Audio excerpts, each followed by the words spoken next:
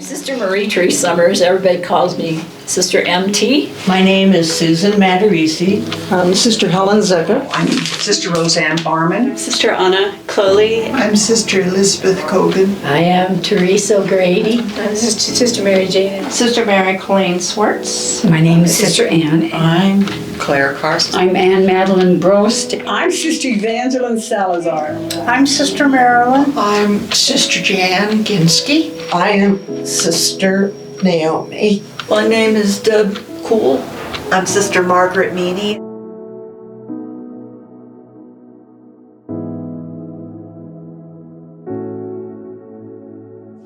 You know, I brought a song instead. This isn't something we sing here, but I've run into it, a new person to me, and her name is Karen Drucker.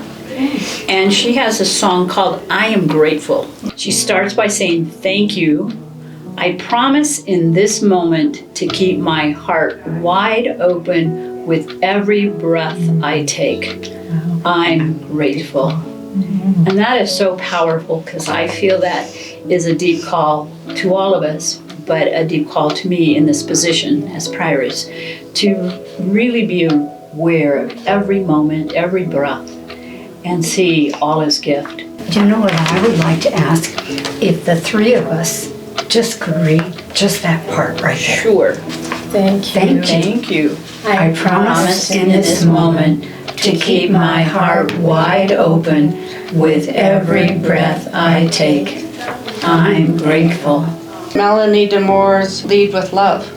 You know, put one foot in front of the other and lead with love. Every time I don't want to, which sometimes being human that happens, I always think of that. And I think of the way that she delivered that. It's so powerful to me just to put the next foot forward and live in love and lead in love. So that's the song for me. Music, of course, comes to me immediately, but it's Psalm 8. How great is your name, O Lord our God, throughout the earth. How great is your name, O gracious God, through all the earth. Your majesty is praised above the heavens, On the lips of children and of babes, you have found praise to foil your enemies, to silence the foe and the rebel. when I see the heavens, the work of your hands, the moon and the stars which you arranged. Who are we that we should keep us in mind? Mere mortals that you care for us. How great is your name, O gracious God, through all the earth. A song that, especially right now, I really love is Shelter me, O God, hide me in the shadow of your wings, for you alone are my strength. That gives me a lot of strength, a lot of courage. So I sing that. If I get upset, I sing that to myself, especially. It helps me calm down or stay calm or be peaceful inside. Good. I love that. I brought this so you can share it. My song is one that touched me post-graduation from high school. It's called I Believe. I believe in every drop of rain that falls, a flower grows. I believe that somewhere in the darkest night, a candle glows. I believe for everyone who goes astray, someone will come to show the way. I believe. I believe above the storm, the smallest prayer. will be heard. I believe that someone in the great somewhere hears every word. Every time I hear a newborn baby cry, or touch a leaf, or see the sky, then I know why I believe. Every time I hear a newborn baby cry, or touch a leaf, or see the sky, then I know why I believe. I'm not a singer at all, and so I really had to root for a song that I even think about once in a while. But Morning is Broken. The theology is wrong, but just the whole idea Blackbird has spoken. It's just a beautiful song, and then my mom liked it, and it's a nice Irish song. And in spite of my last name, I'm Irish. But yeah, my mom was all Irish. That's why you have green on today. Yeah, so my eyes, Yeah. so it matches my eyes. Yes. Yeah. Funerals in the family that I've been at, I've asked people to sing that. So I want it sung at my funeral. There's a song I used to sing after I finished teaching RCIA, and it's "In my life, Lord, be glorified. In my word, be glorified. In my love, be glorified." I won't try to sing it, but it's just being filled with the glory of God, and trusting that God used whatever I taught, even if it was just for one person, maybe me. Puff the magic dragon lived by the sea and frolicked in the autumn mist in a land called Honolulu. I mean, isn't that something to be grateful about?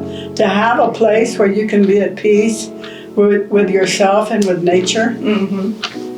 So that's my song. And one's coming to mind right now, and I don't know if I'll sing it. Ain't no mountain high enough, nothing can keep me from you. So during a period of time, all the love songs were God to me.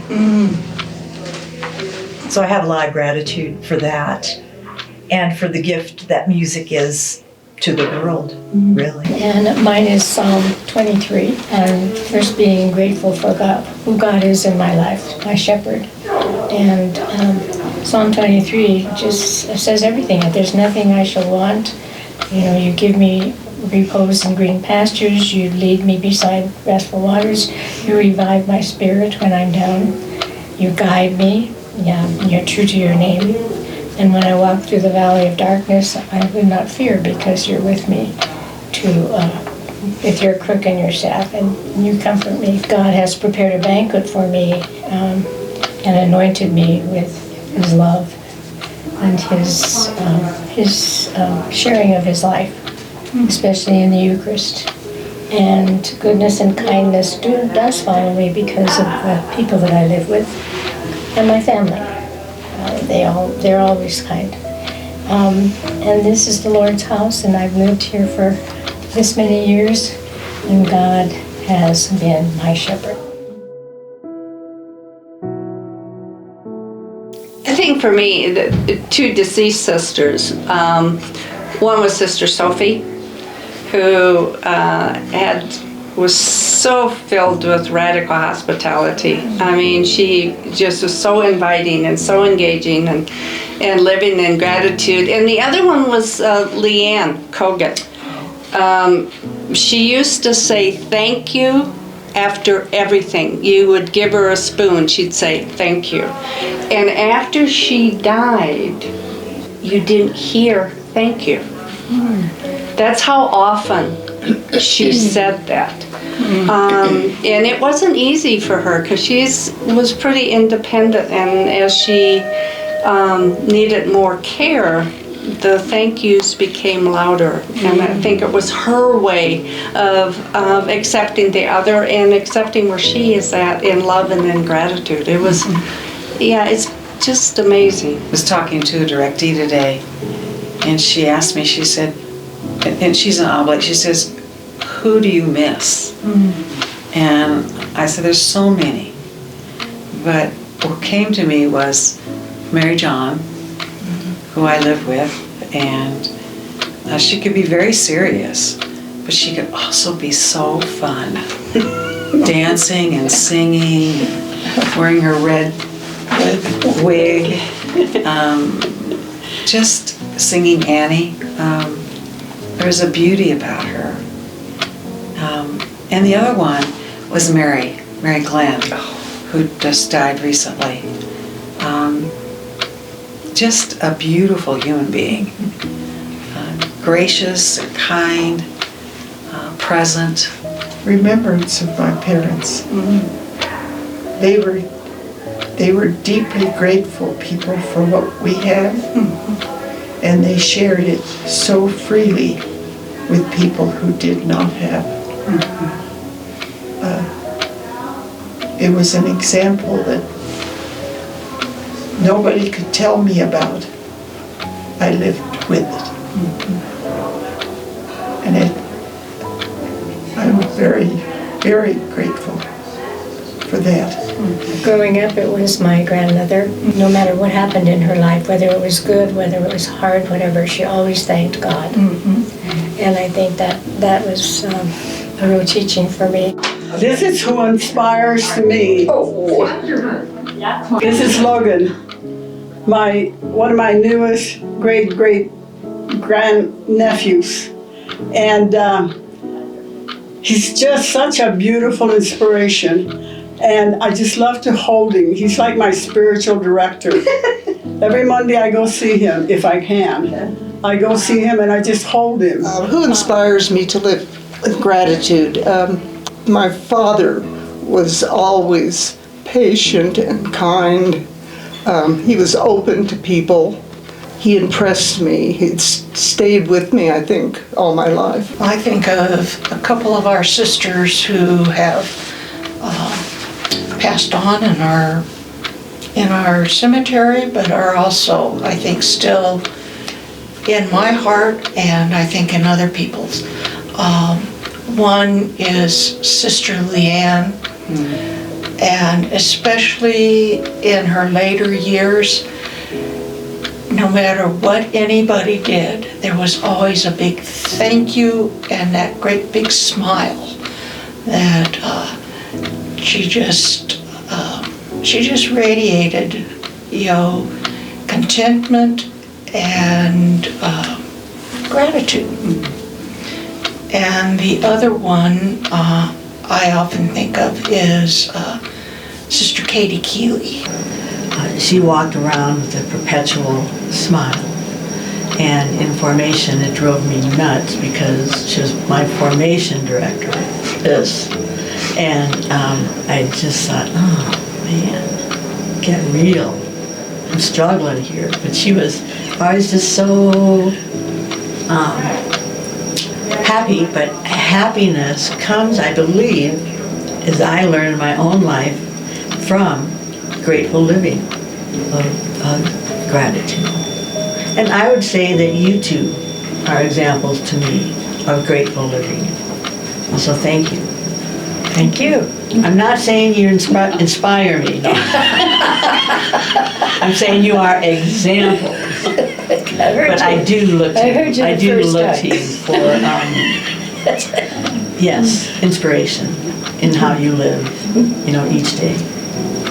So the folks that I thought about are the women that I work with right now. When you need more help, it's a very humbling experience. And the grace with which the women that I have worked with, some of them are named Leanne and Kathleen and Mary John and Mary and, Josie and, just a bunch of sisters. But the ones that are with us now, And there's such a gratitude that they have, especially because we're committed to keeping our sisters home. And people who support the community support that, and gosh, wouldn't that be great for the world if we didn't, have to. And nursing homes are necessary. Sometimes you can't take care of somebody the best that they need to be taken care of. So I'm not downing that. I'm just saying, as long as we can, that's what we do. That's our commitment to each other. And thanks to the people who support the community, we're able to do that and keep the sisters at home in a safe place, in a safe environment where they can participate in prayer and meals and daily activities. And they're right there in the center of our building, so they're right in the midst of our heart, and just their gratitude gives me such joy and such gratitude. I've said it before and I say it again, I love my job, and that's why. Yeah. That's why.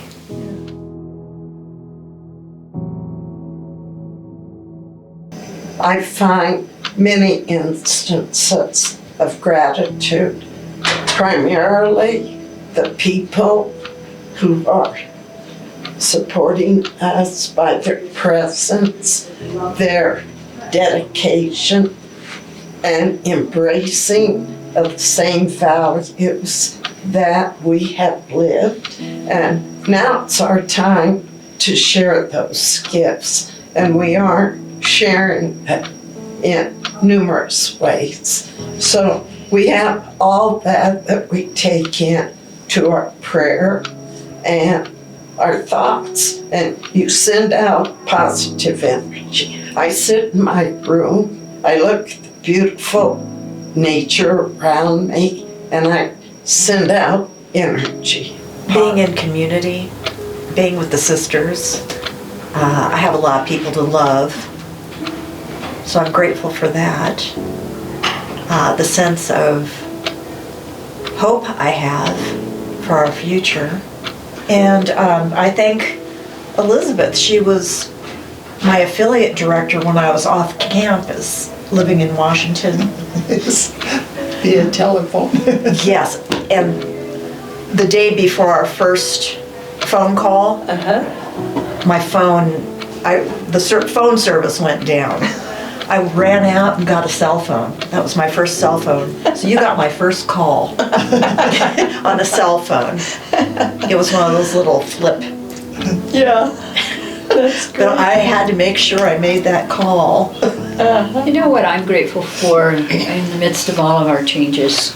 Some of them are personal, some of them are collective, our community, and then our world, I think, challenges us to be grateful, and sometimes it's not easy.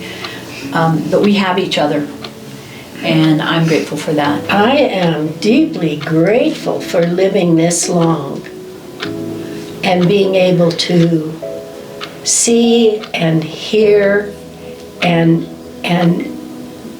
be learning new things and interested. I am so grateful for that, and I'm grateful for being in this community 70 years. I've learned a lot, and I'm grateful for Benedictine life, and for all my companions that have come along and supported me in this. I'm grateful for my sweet, dear parents and my education. I could go on and on, but this time of life is a great grace and blessing for me now. Yeah, it's a real preparation for death. Yeah. Well, I try not to think about that too much, because I think it could be tomorrow, it could be 10 years from now, and so I'm not going to waste any time much on that. Because if it's today, I'm ready. I think at this time in my life, I have nothing but gratitude. And I just feel so blessed through my family and presently living in community. And I don't take community for granted. I think it's I would say a work of art to live in community and to have harmony and peace and acceptance. And also the broader community of our Sunday assembly, our people that come for programs, to welcome and to be open to whoever comes to the door and knocks. As a hallmark of our community is hospitality, and that all are welcome and are accepted. And especially in our cultural climate, I think that's really important. And many people can come here and have been rejected in other places in the city and are grateful for the Benedictine hospitality and presence that we just are. That's just what we do. It's not something we sit down and plan on Friday afternoon, what we're going to do on Sunday. It's just a welcoming community.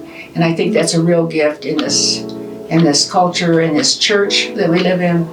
And that it's a gift that we can give. And I think that comes from us, in a sense, as a group of women, welcoming and open to whoever knocks on our door and can find a place here and an acceptance. So hospitality is our hallmark. It's harder. I find it harder. Well, it's harder. I'm trying to embrace my state in life right now. And I was always on the go and out there doing something, and I can't do that now. So my friends are trying to tell me, but you have other gifts. Well, I'm trying to embrace those, and I'm trying to be grateful. I am very grateful to have a safe place to live and people who love me and people whom I love. I'm also very grateful for our community, that we're constantly learning, that we haven't given up at whatever stage in life we're in. Well, having suffered a stroke just last Sunday, 800 miles away from home, was very grateful for the medical staff in Missouri, the two hospitals that I was in. They were just great. I know it's a mild stroke, but a stroke is a stroke. I was also very grateful for Lucille's family that I was staying with at that time. Drove 90 miles from Kansas City to spend, he and his wife, to spend the whole day, Monday, that I was at the hospital with him. And then took me back. I wasn't dismissed until 8 o'clock or 9 o'clock. And they drove me all the way back. It was a couple who had lost their son, and they really didn't have any place to have the service. And one of our dear friends went to them and said, I know a place that you might want to have the funeral. We did have the funeral, and they thought maybe there'd be 168, I think. And there were 234 in our chapel. Claire and I stood in the back. There were no chairs anywhere, but it was so, so powerful. And I thought, I was so grateful to be part of us as a community that was willing just to do that. And I got to work with that family. And so they were so grateful. They just had kind of gotten to their wits' end because they weren't sure where they wanted it. And as soon as I took them down to our chapel, the father of the boy said, this is it. This is the best place for us. And thank you for being open. So we don't have to be Catholic here. That's right. You're willing. And I said, yes, that's who we are. All are welcome. And I've never had a man fall into my arms before, but he fell into my arms and he hugged me and he cried. And he kept saying, thank you, thank you, thank you, as he was so grateful. He says, I don't think you have any idea how you and your community and this place has touched our lives at a very difficult moment. So, you know, we never know how we're responding to people, but that's an example of gratitude to and for us.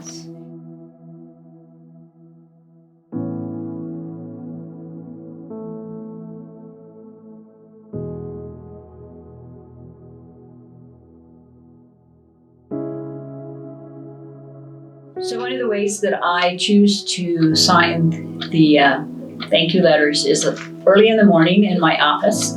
I put on sacred music, and I sometimes I even light a candle, and I just make that sacred time to be with all of you and to sign and try to leave a meaningful message. Sometimes they need to be short because there's a big pile of wonderful letters, and other times I can be a little more long in what I say. So that really is a sacred time to me.